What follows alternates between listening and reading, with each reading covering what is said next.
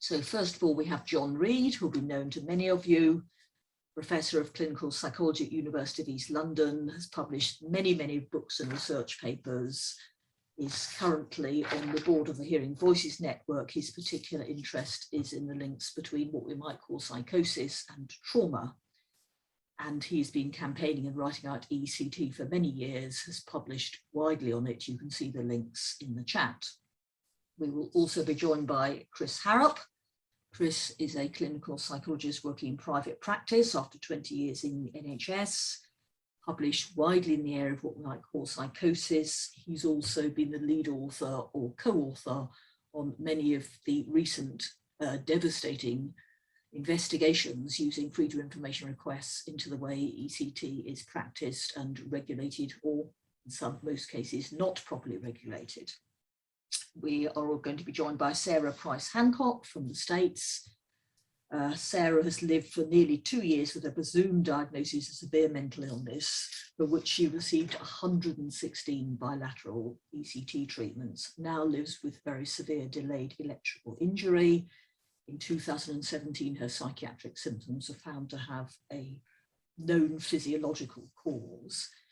And Sarah's been campaigning for proper regulation and practice of ECT for many, many years. And because due to ECT damage, her voice isn't always very confident or clear. She's using voice technology to present her slides today, but we're delighted to have her here and welcome her from the States for I don't know what kind of day it is, but I suspect it may be quite early. There are links in the website to her articles and to a blog, to a website which she and others are setting up. And finally, Sue Cunliffe. Sue is a former paediatrician whose life was profoundly affected by the ECT. She was actually a victim of coercive abuse and was given electroconvulsive therapy, suffered life-changing permanent brain damage with an extraordinary amount of effort and determination, has managed to, at least to some extent, overcome many of her difficulties. She still struggles on a daily basis with some of the after effects of ECT, but that doesn't stop her being a passionate campaigner for proper regulation and proper informed consent to ECT. She has got a blog. She has appeared at debates like the one of which you can see the link in the chat. So a really, really, really inspiring collection of campaigners. I'm so pleased and honoured and privileged to be part of this group. So they're going to take about 5 minutes to present the campaign from their point of view. Sarah will probably take a little bit longer because of the voice technology she's using. And we may have a minute or two to wrap up at the end. So over to you, John, to do the technology stuff and to highlight people in turn. I think we're starting with John.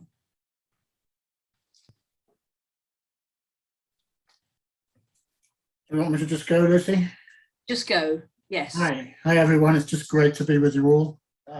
ECT, of course, is one of the most extreme and bizarre examples of the medicalization of human distress. The idea that passing 150 volts of electricity through someone's brain could possibly be a good idea is quite staggering, but we've had it now for 70, 80 years. So my job is just briefly summarize some of the evidence-based facts that we have around ECT. I've published 5 reviews now of the ECT literature. We know, for instance, that around the world, 2/3 of the people who receive it are women. We know that the average age of the person who receives it is between 60 and 65. So this treatment is very targeted. They say it's targeted at specific diagnoses like depression. It's actually targeted at older women. In terms of its efficacy, there have been no ECT placebo studies since 1985, which is staggering. For such a dangerous treatment, you'd think there'd be regular studies. Before 1985, there were 11 tiny, flawed studies. 5 found there was no difference between ECT and placebo. 4 found ECT was a little bit better in the short term. 2 found mixed results. My favorite result was one where the nurses and the patients could see no difference, but the psychiatrists could. That was one of my favorite mixed results. There has never been a single study showing that ECT has any benefit compared to placebo beyond the end of treatment. a week after the series of ECTs, and there is no evidence to support the much often repeated claim that it somehow prevents suicide. In terms of safety, the best way to summarize all of that research is that between 12 and 55% of people will report persistent or permanent memory loss. There's many other types of damage. Sarah might talk about some of the damages that are never even acknowledged at all. There is a risk of death. It's small, but it is there. And I think all you need to know really in terms of safety is that one of the ECT manufacturers, the ECT machine manufacturers, has amongst its a list of risks, permanent brain damage. Psychiatry still denies this, but the manufacturer of the machines itself acknowledges it. That's a bizarre situation. And Sarah pointed out to us recently that the FDA in the USA insists that every ECT machine must have close to it a sign saying that, quote, there is no evidence that ECT has long-term safety or effectiveness. And that's the Food and Drug Administration, well known for its radical stances on things. We've recently done a couple of audits using Freedom of Information requests with Chris Harrop and a couple of other people. Quick highlights from those: we've recently found a 47-fold difference between the NHS trust that uses it the most and the one that uses it the least, which tells you that the decisions are just basically the whim of various individual psychiatrists. If it was an effective treatment, it would be used pretty much equally around the country. 37% is given without consent. 30% of cases of NHS trusts, those are our regional mental health services, do not even attempt to measure depression with any sort of standardized measure. And 24% don't measure cognitive dysfunction with any sort of measure. The other audit we've done is about the information that people are told using information, looking at information leaflets. And we found that there are 29 possible, out of 29 possible accurate statements that should be in an information leaflet, there was an average of 11 inaccurate statements on the information given to patients. The Royal College of Psychiatrists' own leaflet has 7 inaccurate statements, and it basically makes it impossible for people to make informed consent. So every ECT clinic in Britain, and I'm assuming it's the same around the world, is breaking the basic principle of informed consent every time they hand out one of these misleading leaflets to people. In terms of response to the campaign, I've got 30 seconds left, I think. The Royal College of Psychiatrists' response to our campaign was to have their comms department, their spin doctors, they contacted the publisher of one of our scientific papers to try and get the publisher to force us to change what we had written.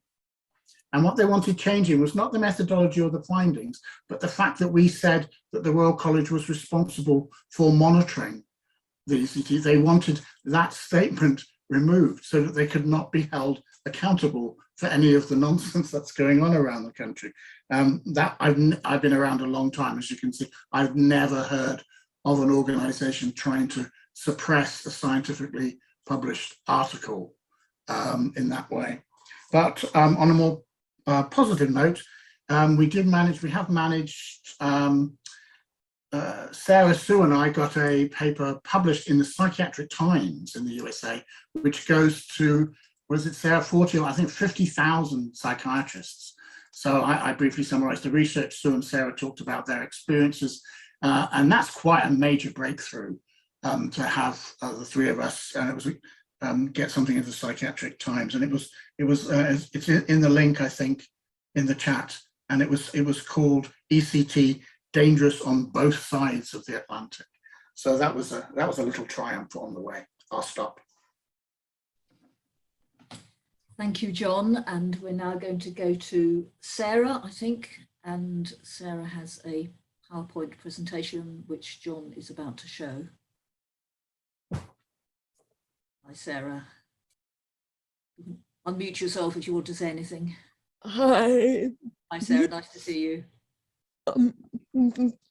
Can you push play, John? Are you ready? And you'll need... I'm ready. If somebody can just tell me how I can share my screen. I think if I click on this, I'm clicking on something now. It'll just help me. Yes. If you click that green share screen button, Sue. Yeah, I've done that, and now it's come up.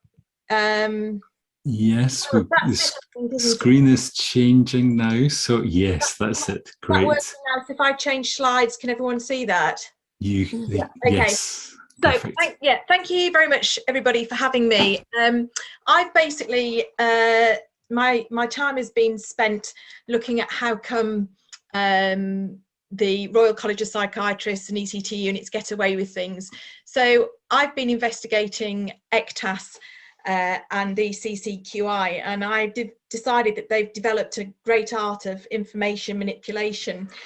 And I'm going to spend 5 minutes whacking through what my experiences. So the first thing I realized was that they are quite prepared to remove documents from their website. I got a newspaper to publish a ECTAS 2015 patient survey. And as soon as that got published, ECTAS removed all its documentation from 2004. But fortunately, I downloaded that onto my computer because it's been really a mine of knowledge. So firstly, the CCQI, this is college run, and it's basically to, I'm sorry, I'm just going to sorry, my pictures are taking over that. It's basically, they're there to assess and improve the quality of the care that psychiatrists in the UK offer to their patients. They employ several members of staff, and they have access to millions of pounds of funding. But what they do is they've actually failed to implement their own research findings. In 2009, Kerry Kershaw and the CCQI published 3 years of research, 2 papers. One was patient perspectives of the consent process and side effects of ECT, and the second one was how specialist consultants inform patients about memory loss. They concluded quite clearly that consent should be improved and that tests for monitoring brain damage needed to be designed. In spite of the massive amounts of funding, they chose not to obtain funding for this project, and they completely ignored their own recommendations. And I think they took it even further because they didn't really publish this research. They never discussed it on any ECTAS forum or in newsletters. It wasn't published on the Royal College website, and it was effectively hidden on the web because never in 10 years of searching did it ever come up on a search engine for ECT or consent or side effects and testing. And I only discovered it earlier on this year when I decided, when I was trawling through all the papers that the ECTAS had deleted, and I came across Kerry Ann's name. She was one of the authors, put her name in, and up came these really important papers, but they've been completely ignored.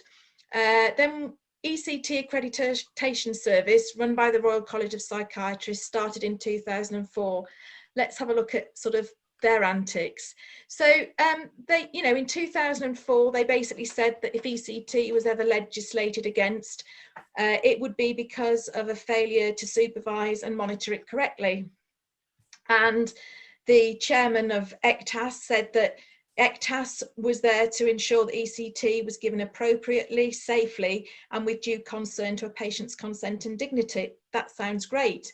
He went on to say that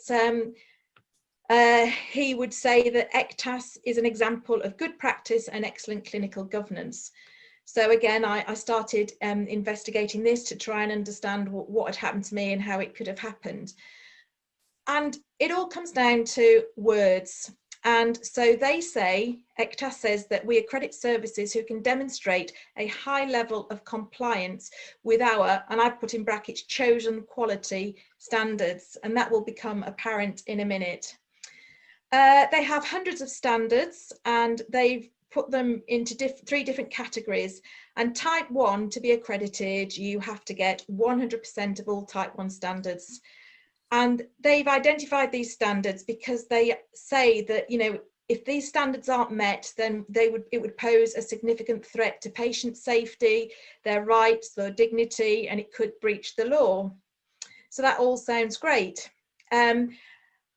then I started reading further documentation and discovered that they were repeatedly saying that the monitoring of side effects for ECT was the most commonly missed standard. And yet, when I compared this against accreditation lists, nearly every unit in the UK was accredited. So none of this made sense. So I then read into detail. I started reading the standards in detail. And it shows that they completely ignored their own definition, in that they didn't put monitoring as a type 1 standard. They made it a type 2 standard, which meant that they didn't have to monitor patients. They didn't have to keep patients safe to get accreditation. And I think this is a major safety failing and misleading. So then their other action is not to really detail what their standards really mean. And I raised my concerns with 2 presidents of the Royal College of Psychiatrists. And I got really excited at one point, because I was then informed that they had now made monitoring to prevent brain damage a type 1 standard.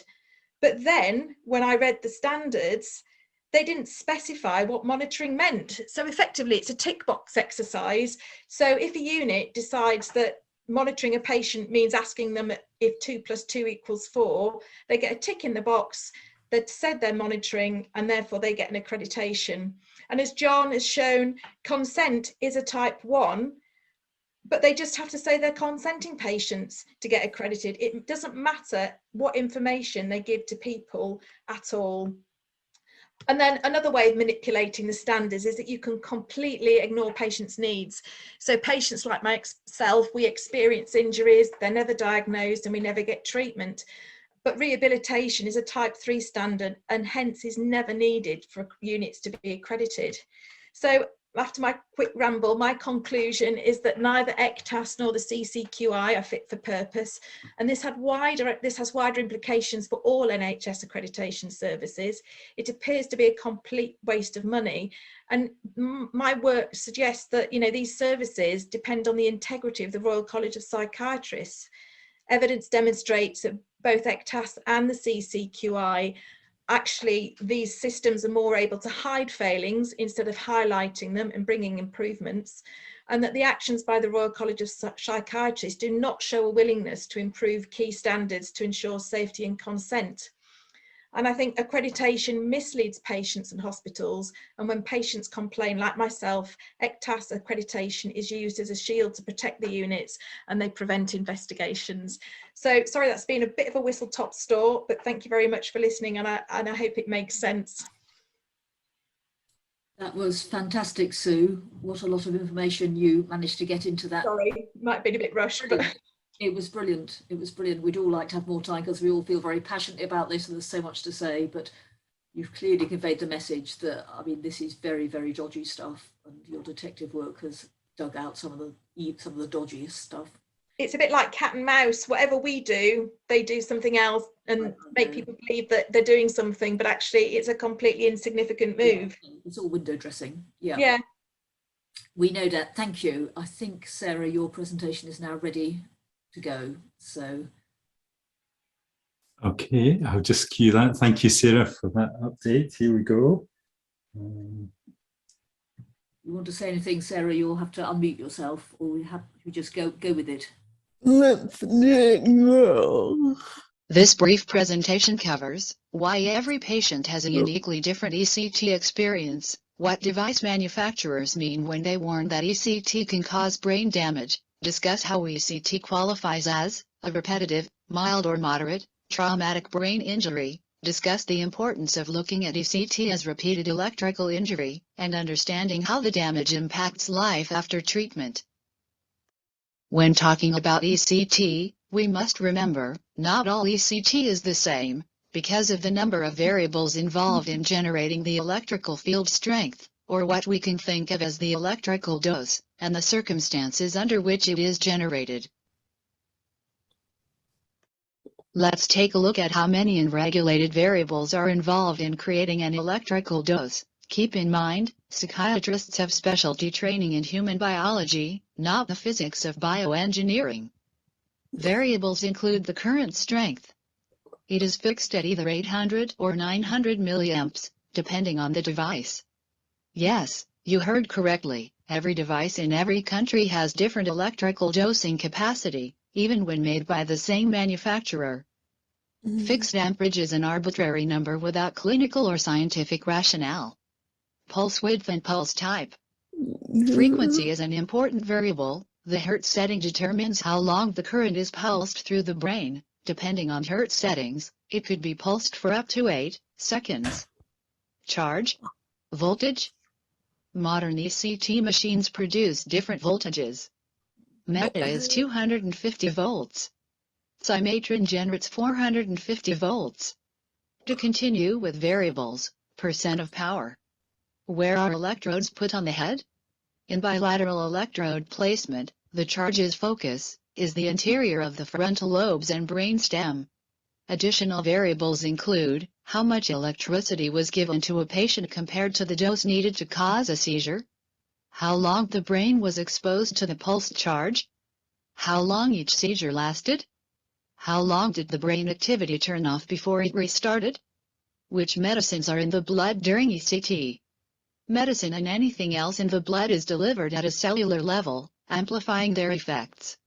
Other variables include length of time between treatments, and the number of ECT treatments a person endures.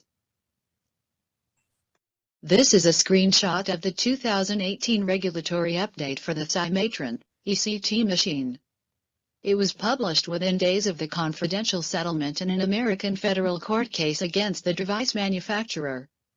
Notice how they cite the American Psychiatric Association as recognizing 7 independent risks associated with ECT's permanent memory loss and permanent brain damage. It's important to know that each of these risks are independent, which means patients can be exposed to any number of risks during each and every treatment. I had 5 of the 7 risks. So, how can we better understand ECT's damage? I'd like to introduce you to Dr. Bennett Omalu. He's a forensic neuropathologist. The coroner, who first identified chronic traumatic encephalopathy in American football players. Will Smith played him, in the movie, Concussion. Dr. Omalu explained ECT injury during a Brain Injury Advisory Board meeting for the state of California's Department of Rehabilitation. He confirmed that repetitive head trauma causes functional injuries that aren't readily seen on standard brain scans, but that the neuropathology of electrical injury in people with a history of ECT is easily recognized under a microscope. He said it causes extensive functional changes which must be considered in the context of both an electrical injury and repetitive head trauma. He explained, the natural laws governing electricity do not change based on a doctor's intent. Let's talk repetitive mild to moderate, traumatic, brain injury. ECT is rarely a single event. The more a person has, the worse the outcome. Acute or index courses are typically 3 times a week in America, twice a week in England. Can you imagine sending an athlete with a brain injury back in to play before they healed? We now understand how dangerous that is. ECT injury is referred to as mild to moderate because, like a concussion, microstructural cell damage cannot be seen on standard brain scans. In ECT, brain activity silence, referred to as post-ictical suppression, happens after the seizure. Doctors cannot control how long the brain turns off. Without brain activity, the lungs are not pumping oxygen through the brain, and the brainstem's ability to regulate heart rate is compromised. Yes, the person has an oxygen mask on, but there is no brain activity to breathe it in, and respiratory muscles are paralyzed without mechanical support to inflate the lungs properly until the paralytic wears off completely. This creates anoxia and hypoxia. Doctors are not required to document how long brain activity silence and coma lasted. It varies in every patient and every treatment based on the variables mentioned previously. Without oxygen circulation and erratic perfusion, cell death begins at 4 minutes. A study on modern, modified ECT documented that brain activity suppression can last more than 6 minutes in some patients who later awakes from coma activity. ECT's anesthesia wears off fast. The person is actually awaking from coma after the fast-acting anesthesia wore off. Traumatic brain injuries are typically measured by how long the person was unconscious. For ECT recipients, this refers to how long there was no brain activity, plus how long coma activity lasted at each treatment. Mild means loss of consciousness was less than 30 minutes. Moderate means the person was unconscious for more than 30 minutes, but less than 24 hours. This picture is from an actual ECT neuropathology study, using an electric field more than 4 times weaker than modern ECT. There is hypertrophy and hyperplasia of astrocytes around irregularly dilated blood vessels. I'm genuinely curious what my brain will look like at autopsy under a microscope. People are familiar with acute electrical injury, but only electrical injury specialists are familiar with delayed low-voltage electrical injury. Please remember all the variables involved in ECT. To understand, every ECT recipient has a unique outcome. No two people get ECT the same way, with the exact same circumstances.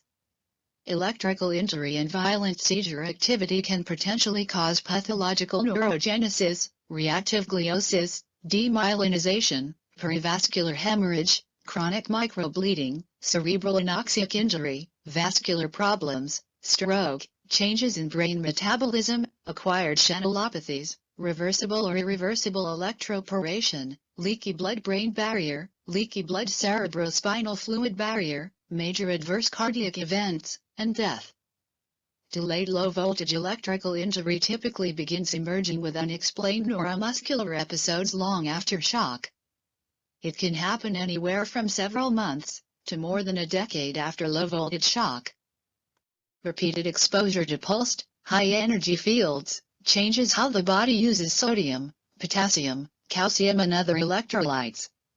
The body transfers electronic messages across cell membranes by exchanging electrolytes through voltage-gated ion channels. Electrical injury changes ion channel function, causing acquired channelopathies. Gradually, the body loses ability to regulate electrolytes. Channelopathies cause episodes depending on which electrolyte the body is struggling to process. Symptoms can include a broad spectrum of sudden onset events including migraine, seizure, paralysis on one side of the body, tetany seizures, full body weakness, writhing movements, muscle spasms, muscle twitching, involuntary muscle movements and cardiac arrhythmia. Symptoms can resolve as quickly as they hit, sometimes they last for several minutes, other times several days, depending upon how long it takes the body to regain homeostasis. Over time, there is a progressive loss of ion channel function in electrical injury patients. Episodes happen more frequently and people begin losing the ability to fully recover after an episode. We don't know if that's because ion channels continue to deteriorate, or if it's because with the loss of regulation, surrounding cells slowly lose capacity to regulate ion channels. It may be a combination of both. Rapidly pulsed electric fields makes tiny rapidly pulsed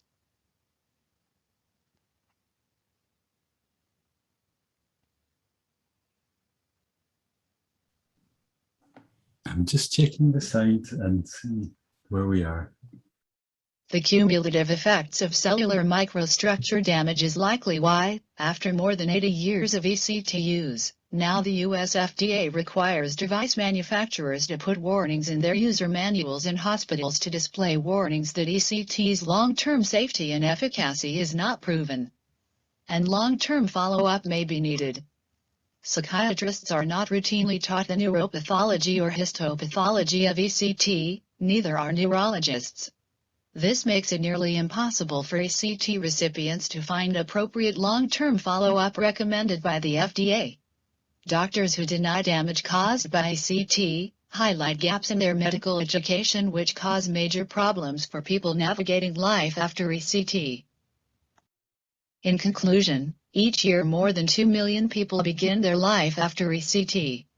We must take warnings about permanent injury seriously. Not only can some patients experience problems during and immediately after ECT, but some patients develop additional problems long after treatment.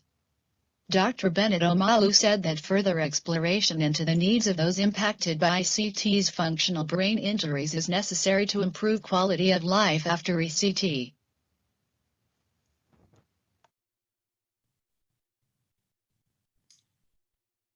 Thank you, Sarah. You're welcome. Thank you for that superb overview. We can see what a lot of expertise Sarah brings to our campaign, as well as her lived experience. So thank you so much. And I know an awful lot of work went into that. Sarah. Lovely to have you with us. I'm grateful to be here and so grateful that we are shining a light, a spotlight worldwide on the dangers that we are exposing humans to. We deserve better. Well said. Couldn't put it better myself. Yeah, we're here together. We're shining a light on a particularly horrendous example of human rights abuses, and you all deserve better. We all deserve better. Thank you. So we now have Chris tell us a little bit about media coverage and other stuff that he's been involved with. Okay, I won't talk for long. I know we were going over a little bit. Normally we would have sent our Everlight papers to the people involved and said, do you know you're not following nice guidelines and your information sheets are kind of random and magical thinking compared to the actual literature base? But I think we took a change of track here. So we basically took a slightly more aggressive approach. We carpet bombed the NHS, chief executives and chairmen, trying to appeal to the things that bother them most, like media coverage. So we sent them highly individualized letters saying exactly what their trust did and how it compared to other trusts nationally in England. The idea was from nudge theory, where they showed that you pay your taxes more if you know that most people pay your taxes. So we write to some of the worst offenders and said, do you realize you do it so many times more than anyone else, and you've done it on a child, and you've done it on a 90-year-old man? Are you aware that your information sheets are bollocks, basically? And we also sent the same letter to the media locally near them. And we had quite a good response from a number of areas, usually where there was already some sort of campaign or something going on. So we've had articles, a couple of radio interviews, Manchester Evening News did a very good piece, Avon, Worcester, lots of good places. John didn't mention earlier, but he's done some sterling work with some journalists he's cultivated over the years. So he's got a couple of articles in the Daily Mail, probably another one coming out shortly, let's hope. And what he also didn't mention is that this got quite nasty. So it wasn't just the case that the other side sat back and said, oh, you know, you're right, we're endangering people. We're not monitoring for risks that most people accept are there. So there's just dogs abuse on Twitter, really vitriolic, nasty, you're causing lives to be risked, you're unscientific. I mean, really, and all the articles that we get questioning ECT in the psychiatric literature, they will publish 3 or 4 quite nasty ones after it as well, generally saying this is unscientific, but without actually addressing the very detailed scientific points that John's made. So really not good. We've only had 2 replies back from CEOs so far. So the chief exec of Merseycare gave an exemplary response saying, we didn't know this was going on, we're going to take action, we're going to get patients involved to write the information sheets, and all the sorts of stuff that actually it's not that hard to do. You know, there should be basics in modern medicine. The only one we've had back was from my own trust, sadly, which was they seem to have misinterpreted it as a kind of whistleblower situation. So it was a little bit harsh. And I was let in backstage on email correspondences from people I've worked with for years, where that was a bit disappointing. But I think I need to get tougher with these kind of conflicts, because I'm not good with these kind of stand-up rounds and things, but probably I should be. So yeah, it's been fun, interesting. I think what Sue also didn't mention is that she's doing something incredibly brave soon. Is that ACTAS have invited her to talk at their national event. I think that's exactly what we should be doing. So we shouldn't be jousting with academic journals anymore. We need to get in there, talk to them, put our arm around them if we can, explain our positions. I think this, you said this, you're a bad person, you said that, you're a bad person. We've got to get away from that. So there's some very interesting developments going on. And also a legal challenge going on, which is going to be interesting because that's something that people do care about. So yeah, I will leave it at that because I'm aware that we've gone on like a ramble for ages like this. If you want to hear more, I'm happy to chat later. Thank you, Chris. So a fantastic set of presentations. I'm sure you'll agree. We all feel so strongly and passionately about this. We could all have spoken for several hours each. In England, it's impossible to get exact figures, over 2,500 people a year get ECT across the UK. It's obviously more than that. A third of those people are non-consenting. It's arguable whether anyone can actually consent given the lies they're told about it, but a third of people are actually saying no and getting it anyway. So visit our campaign blog, support us if you can, spread the word, write to your MP, and thank you very, very much for joining us. Thank you particularly to Sarah and Sue, who've battled their ongoing difficulties to do such amazing presentations. We're really, really, really grateful. Yay.